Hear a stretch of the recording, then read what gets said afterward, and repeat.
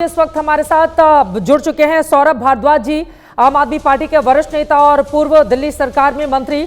सौरभ जी, आज ये जो फैसला आया है आम आदमी पार्टी के लिए कितनी राहत लेकर आया है? देखिए चित्रा जी, आम आदमी पार्टी को तो जो भुगतना था हमने भुगत लिया। हमारे सिटिंग चीफ मिनिस्टर 6 महीने जेल रह के आ गए।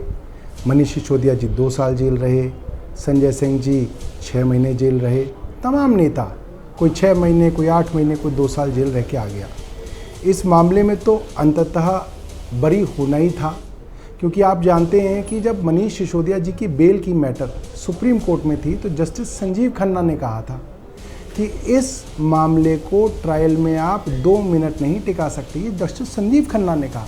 मगर समस्या ये है कि सुप्रीम कोर्ट में ट्रायल नहीं हो सकती, ट्रायल तो ट्रायल कोर्ट में ही होगी। और पीएमएलए के कानून ऐसे हैं कि आप अगर पीएमएलए के नाम पर किसी को जेल में डाल दें तो बेल के वक्त पीएमएलए में ईडी कहती है कि साहब हम अभी इन्वेस्टिगेशन कर रहे हैं। अच्छा, इन्वेस्टिगेशन कर रहे हैं तो इसको जेल में रखो। 1 साल हो गया, साहब हम अभी इन्वेस्टिगेशन कर रहे हैं। अच्छा, इन्वेस्टिगेशन कर रहे हैं तो जेल में रखो। इसलिए जानबूझ के 2-2, 3-3 साल तक इन्वेस्टिगेशन को खींचा जाता है, क्योंकि कानून ऐसा है कि जब तक इन्वेस्टिगेशन होगी आप जेल में रहेंगे। इसीलिए कोई भी मामला हो, छोटे से छोटा फ्रिवलस फर्जी मामले के अंदर पहले एक मुकदमा सीबीआई या एसीबी में दर्ज किया जाता है, फिर ईडी पीएमएलए के अंदर दर्ज कर लेती है। और ईडी जो है 600 जगह छापे मारे, 600 जगह। आप सोचिए, अरविंद केजरीवाल के यहाँ ही नहीं, उनके जो जानकार हैं, उनके जो दोस्त हैं, उनके जो नौकर हैं, उनके जो ड्राइवर हैं, हर आदमी के घर आपने छापा मारा। किसी के घर आपको 1 रुपये की बेईमानी नहीं मिली। कहीं पे आपको 100 गज का प्लॉट जो है नहीं मिला, बेनामी भी नहीं मिला।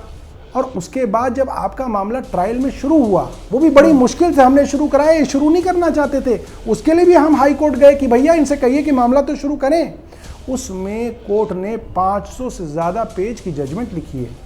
उस जजमेंट में कोर्ट ने लिखा कि पहले सीबीआई ने कहानी बनाई, फिर कहानी के अंदर पात्रों को डाला कि ये अरविंद केजरीवाल को डाल दो, यहाँ मनीष सिसोदिया को डाल दो, यहाँ पे इसको डाल दो।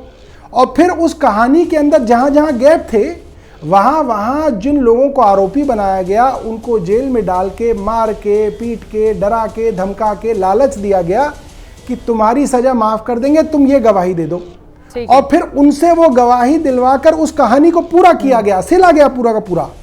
और कोर्ट ने कहा कि ये जो भद्दा केस आप हमारे सामने लाए हो, ये इस लायक भी नहीं है जिसके ऊपर ट्रायल भी चल सके। आप सोचिए, छोटा मोटा गाली गलौज का भी केस होता है ना, वो भी 7-7 साल तक केस कोर्ट में चलता है कि वो उसका गवाह आएगा, फिर इनका गवाह आएगा, फिर कोर्ट फैसला करेगा। मगर यहाँ पे तमाम 4 साल की इन्वेस्टिगेशन के बाद 2022 में मुकदमा इन्होंने हमारे ऊपर लगाया था, ये जो केस दर्ज किया था, 2026 चल रहा है। 4 साल की नैरेटिव मीडिया ट्रायल, कीचड़ उछालने के बाद कोर्ट ने कहा कि भैया तुम्हारे मुकदमे में इतना भी दम नहीं कि इसमें ट्रायल भी की जा सके। अब आप ये सोचिए कि जिस आदमी ने पूरी जिंदगी कुछ ना कमाया। ठीक है, लेकिन भारतीय जनता पार्टी का ये कहना है सौरभ भारद्वाज जी कि अभी खाली निचली अदालत से राहत मिली है, क्योंकि शायद उस तरह की सबूत पेश नहीं कर पाई। ऊपरी अदालत में मामला जाएगा तो फिर ये साबित हो जाएगा कि अरविंद केजरीवाल ने भ्रष्टाचार किया है। वो कह रहे हैं अभी से इतनी खुशी नहीं मनाए आम आदमी पार्टी। अब देखिए ऐसा होता है, निचली अदालत में कौन से सबूत थे जो इन्होंने नहीं रखे, जो ऊपरी में रखेंगे? क्या ऐसा है? ऐसा है तो आप वो सबूत बताइए कि ऐसे कौन से सबूत हैं जो निचली में रखे नहीं गए मगर ऊपरी में रखे जाएंगे।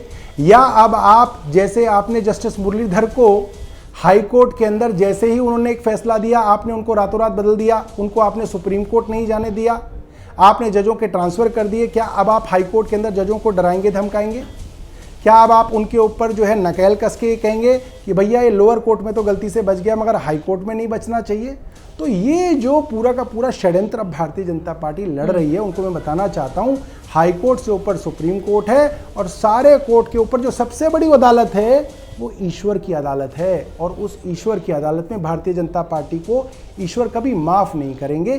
क्यों? क्योंकि आप इस देश का, इस समाज का जो सोशल फैब्रिक है, जिसके अंदर एक बच्चा बिहार में जब तैयारी करता है आईएएस अफसर की, वो सोचता है मैं ईमानदारी से समाज का कुछ भला करूंगा, आप उसको भी भ्रष्ट बना रहे हो। क्योंकि आप पूरे समाज के अंदर ये नज़ीर पैदा कर रहे हो कि अगर ईमानदार IAS अफसर दुर्गा शक्ति नागपाल है तो उसको वहाँ फेंकेंगे, अगर ईमानदार अफसर संजीव चतुर्वेदी है तो उसको वहाँ पे साइड लगाएंगे, अगर कोई ईमानदार जज जस्टिस मुरलीधर जैसा फैसला देता है तो उसको हम सुप्रीम कोर्ट नहीं जाने देंगे, अगर कोई लोअर कोर्ट के अंदर कोई फैसला सरकार के खिलाफ देता है तो आप रातों रात जज का ट्रांसफर कर दोगे। 8वीं कक्षा के अंदर आप बच्चों को सिखाओगे कि जुडिशरी भ्रष्ट है, नेता ईमानदार हैं, सरकार ईमानदार है, ED CBI ईमानदार है, इलेक्शन कमीशन ईमानदार है, मगर जुडिशरी भ्रष्ट है। क्यों? क्योंकि आप समाज के ताने बाने के अंदर भ्रष्टाचार का कैंसर घोलना चाहते हो।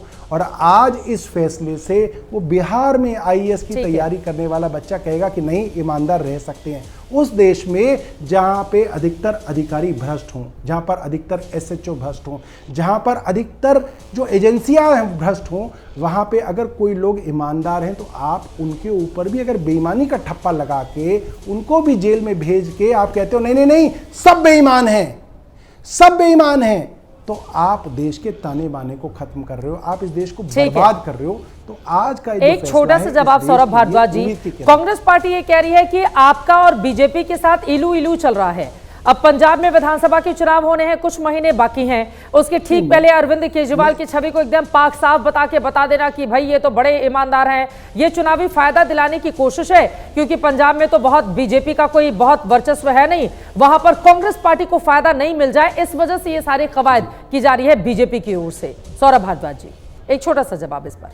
ठीक है, देखिए ऐसा है पिछले 10 साल से आम आदमी पार्टी की दिल्ली सरकार के खिलाफ जब जब कागज निकाले गए, जब जब CBI ED के अंदर कंप्लेंट की गई, ACB में कंप्लेंट की गई, कौन करता था? अजय माकन करते थे। अजय माकन के पास कागज कहाँ से आते थे? वो क्या MLA थे? वो क्या मंत्री थे? वो क्या IAS थे? सरकारी IAS अफसरों को वो कागज जो है लेके वो LG को दिया करते थे, LG जो है अजय माकन को दिया करते थे, और अजय माकन कांग्रेस में भारतीय जनता पार्टी के एजेंट की तरह काम करते थे। और इस मामले में भी एक्साइज के मामले में भी कांग्रेस द्वारा शिकायत की गई थी। तो कुल मिला के ये लोग थे जो भारतीय जनता पार्टी के साथ मिलकर कर रहे थे। और आज भी अजय माकन का एक सबसे करीबी खास आदमी LG ऑफिस के अंदर है। क्यों है? और अगर जेल जाने से आप बड़े बन सकते हैं तो ये रास्ता तो आपके लिए भी खुला है। हमारे 5 बड़े नेता जेल गए हैं। आपके 5 बड़े नेता कौन है? राहुल गांधी हैं, KC वेणुगोपाल हैं, प्रियंका गांधी हैं, अजय माकन हैं और खड़गे जी हैं। आप सब लोग भी जेल चले जाओ, कोई 2 साल चले जाओ, कोई 6 महीने चले जाओ, कोई 18 महीने चले जाओ, आप भी आ जाओ ना। आपको कौन रोक रहा है?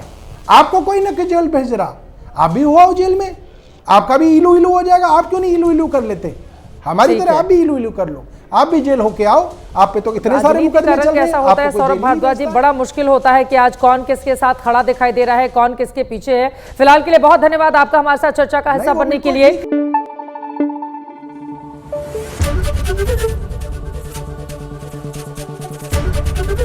ABP न्यूज आपको रखे आगे।